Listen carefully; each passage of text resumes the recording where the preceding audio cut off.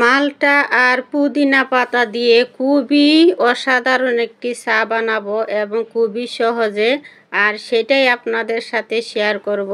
তো বন্ধুরা, আসসালামু আলাইকুম, সবাই কেমন আছেন? আশা করি সবাই ভালো আছেন।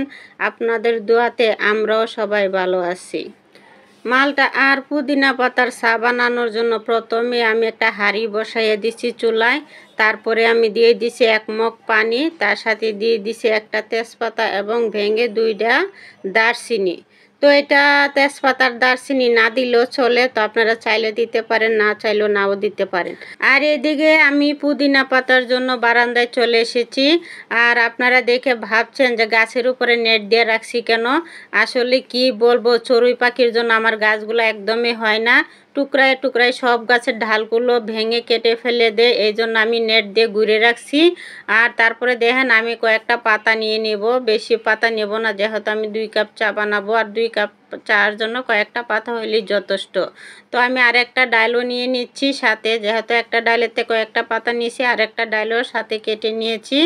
আর আমার পুদিনা পাতা গাছগুলো দেখতে মাশাআল্লাহ অনেক সুন্দর হয়েছে, কিন্তু চড়ুই পাখি খুবই ডিস্টার্ব করে। আর তারপরে দেখেন আমি আবারও নেট দিয়ে ঘুরে দিয়েছি। তারপরে চলে আসলাম, পাতাগুলো ধুয়ে ক্লিন করে নিয়েছি, আর সাথে নিয়েছি মালটা, যেহেতু আমি মালটা দিয়ে চা বানাবো পুদিনা পাতা দিয়ে। আর প্রথমে আমি মালটাকে দেখেন কেটে নিয়েছি। আর প্রথমে একটা মালটা, 1 পিস মালটা আমি ছোট ছোট করে কেটে নিয়েছি, সেটা চায়ের জন্যই আমি দিব, চায়েতেই দিব, এই জন্য ছোট ছোট করে কেটে নিয়েছি।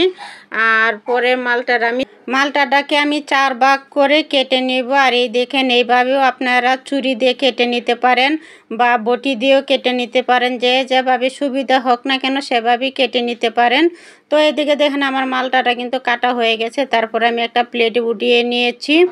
তারপরে আমি নিয়ে নিব 2টি কাপ। তো আপনারা চাইলে কাপ বা মগ যেটাই ব্যবহার করেন না কেন, সেটার মধ্যে এই যে মালটার রসগুলো চিপে নিতে হবে। এই দেখেন আমি কিন্তু 2টা কাপের মধ্যে 2 পিস মালটাই নিয়েছি।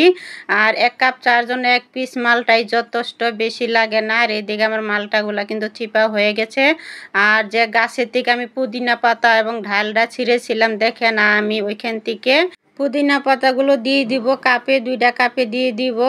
তারপরে যে মালটাটা ছোট ছোট করে কেটে রেখেছিলাম, সেই মালটাগুলো আমি 2টা কাপে দিয়ে দিব। আর এইদিকে দেখেন আমার চাটা কিন্তু খুবই সুন্দরভাবে হয়ে গিয়েছে। তো এইদিকে আমি চায়ের মধ্যে দিব চিনি, যে যেমন মিষ্টি খায় সেরকমই আমি 3 চামচ চিনি দিয়েছি।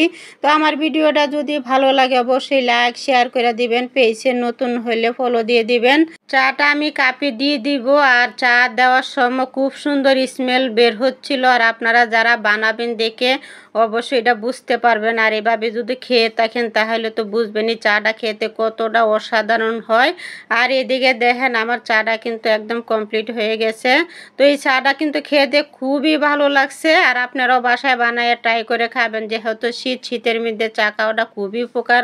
আর ভিটামিন সি যদি হয়ে থাকে তাহলে তো কথাই নাই। তো বন্ধুরা, বাসায় কিন্তু একবার হইলো ট্রাই করে খাবেন। আর আমার ভিডিওটা কেমন হয়েছে অবশ্যই জানাবেন। তো সবাই ভালো থাকবেন, আল্লাহ হাফেজ।